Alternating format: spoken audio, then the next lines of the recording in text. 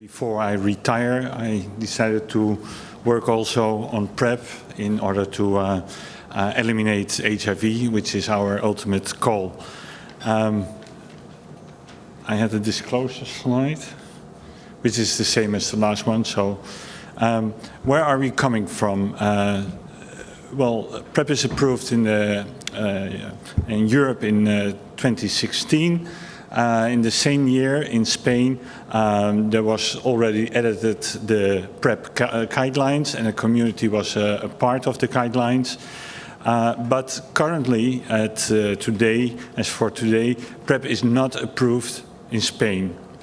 And currently, PrEP cannot be purchased in any pharmacy in Spain, as difference to other European countries. Nevertheless, Spain reports every year 4,000 cases of HIV, and that is every day 10 HIV cases reported. And the Spanish health authorities are not doing anything.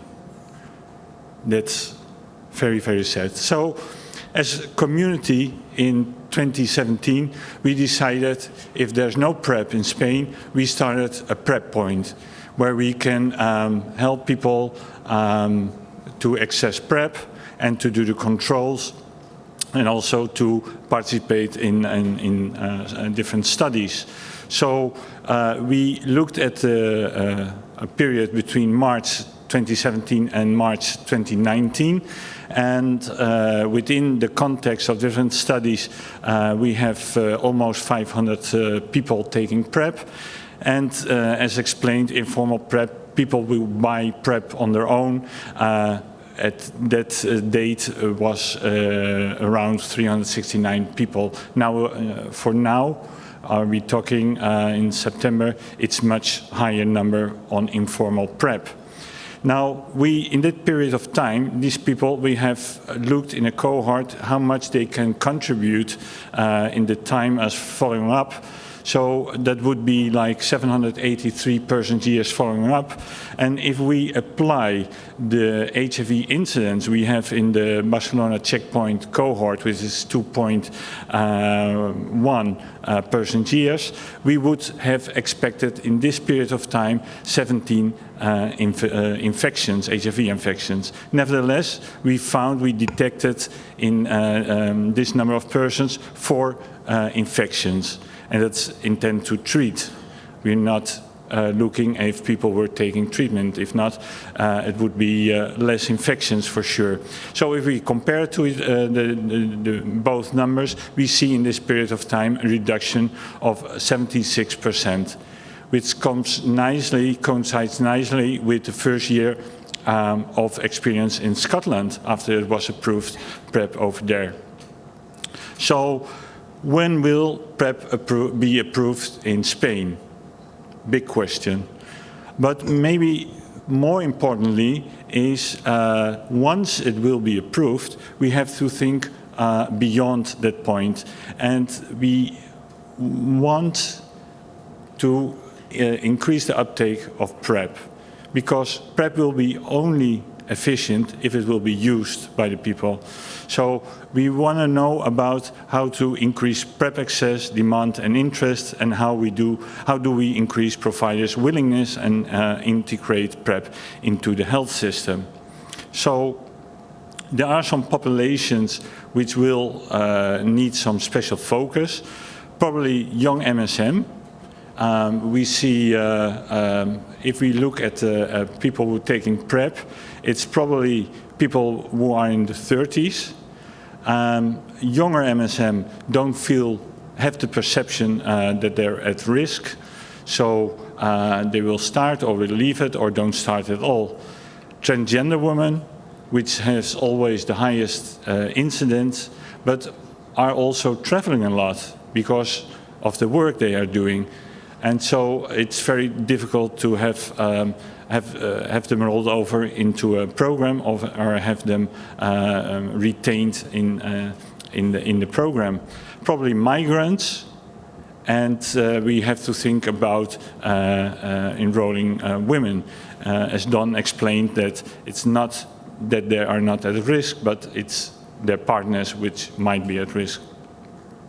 So what can we change or improve? Maybe first of all, let's get rid of the assessment checklist. I mean, we have all this checklist, and I understand there's a desire to be cost effective or to reduce the impact on the budget and to look always at people at highest risk.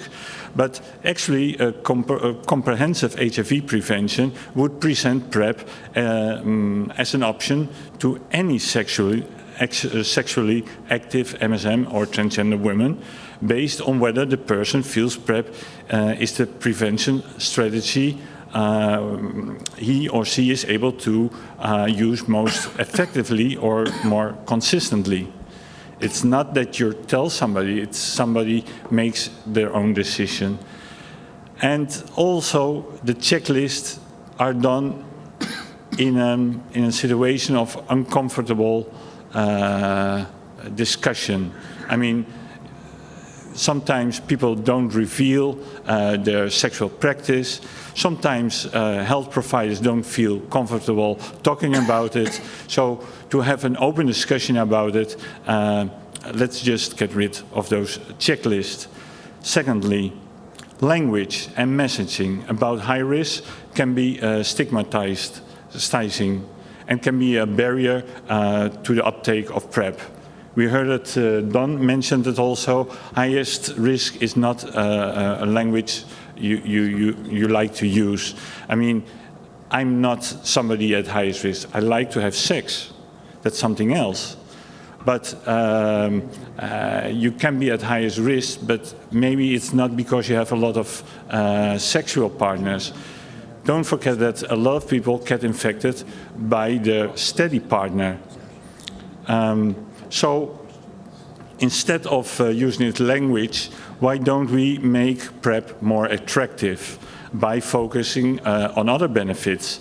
Like if you take PrEP, then you will have less anxiety. I mean, remember that the whole generation that was born when HIV already existed never experienced liberated sexuality.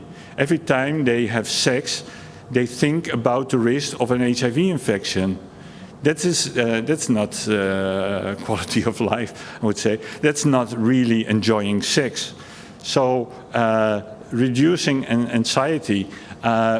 We talked about before, we heard that it depends on the partner. A lot of time the HIV prevention was depending on the negotiation or using condoms or not. Using PrEP gives you autonomy from negotiation with sex partners. We saw some numbers from Thailand where people don't use condoms. I mean, people prefer to have like more intimacy if they have sex, which can improve one's sex life. And improving sex life means also improving mental health. And also be part of HIV elimination.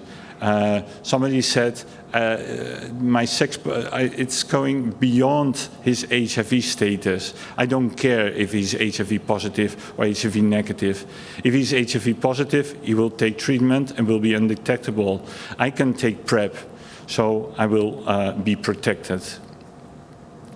Talking about risk compensation is misleading and not evidence-based.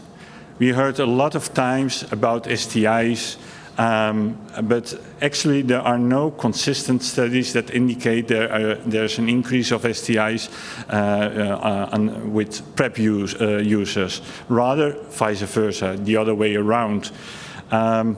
On the other hand, in the Spanish feasibility study, the 24 weeks results were already presented, and shortly the 52 weeks results will confirm that, shows that there's a decrease in recreational drug use, and especially those drugs related with chemsex. So this is a big benefit. So talking about risk compensation, and this is a photo I took from Laura Waters. She took in the last USTI meeting, where quoting Spanish literature, stop fighting windmills. We have to stop that. Create, probably, if we think about the special needs for populations, create additional services. Like, for example, for transgender women, talk about hormone clinics where you can give PrEP, so you will make a combination. Or, for example, for young MSM, where you can talk about a program for HPV vaccination and talk about PrEP. Make a combination where it's not only about PrEP. And finally, and the most difficult, political will. Political will to involve communities and to recognize the role of the communities and community centers, and stimulate collaboration with HIV units.